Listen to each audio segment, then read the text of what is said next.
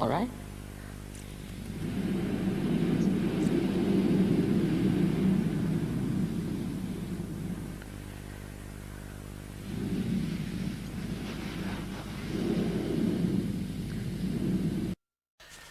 So first of all, when the Kundalini rises, she passes through this center, which we call as Agya, which is placed in the in the optic chiasma.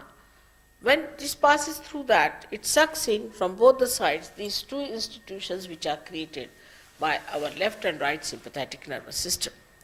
Whenever there is emergency, the sympathetic goes into action. So here we have an autonomous nervous system. Autonomous nervous system is named by doctors. We have to ask them, what do you mean by auto? Who is this auto? Who does this job? So we have left and right side of autonomous nervous system nourished by these two channels, left and right.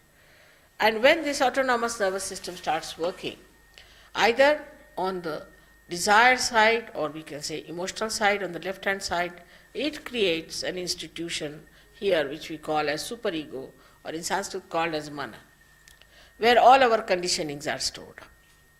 And on the other side, if the right side is too much excited, if a person is too much futuristic and is using too much his mental and physical capacities, then there is another institution that is created on top of your head, which we call as ego. These two meet and sometimes overlap, and so we close our fontanelle bone area, which was a soft bone in your chart. So when this Kundalini passes through this center, which we call as Agya Chakra, it sucks in these two institutions, so your karmas are sucked in and your conditionings are sucked in, and it comes down like this, it opens this area, Kundalini pierces through this. Now this is a spontaneous thing happening. It is not that you have to do something about it. As the car starts, all the machinery starts working, this also starts working. But in, say, these days modern Raj Yoga is there, Hatha Yoga is there, everybody asks me question after the lecture, so it's better I tell you about it already, that the so-called Raj Yoga is something like when the car has not yet started, the machinery won't start. So without starting the car, you start moving the wheels, is the modern Raj Yoga.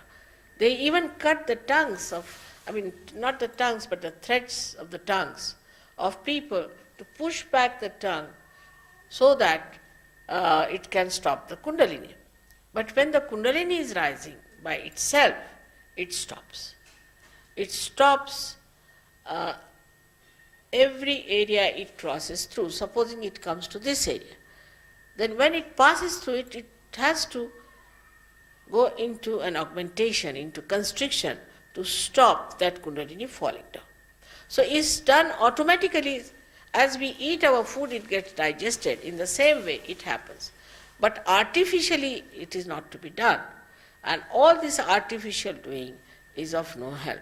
Same about Hatha Yoga is Hatha is two words there, meaning the sun line and the moon line, meaning the left and the right side channel, both are to be used. But when we do Hatha Yoga in the modern times, we are just trying to do only physical exercises, which is a very wee part of the Patanjali Yoga, out of which Hatha Yoga has come. In the Patanjali Yoga, it's described that you have to see a person who has got problems on his physical side. Supposing now somebody has had an accident or something and the backbone is not all right and there's a problem on that, so you have to correct it. But this correction is the best once the Kundalini is up, so you know where is the problem, and then is to be corrected scientifically. Not to be done in a haphazard manner. And sometimes the people do Hatha Yoga in the way that as if they are taking all the medicine boxes together without any discrimination. So you should have discrimination about it, and you should find out what's wrong, and then do exactly whatever is needed to be done. Not to do everything blindly. So the first thing, the blessings of Sahaja Yoga is that you get to know all the knowledge. It's not just you say this mantra, you do this thing, you do nothing of the kind. You first become the spirit. and you know everything about it, what it is. You experience it, you find out for yourself, you certify yourself, and then you have to work it out.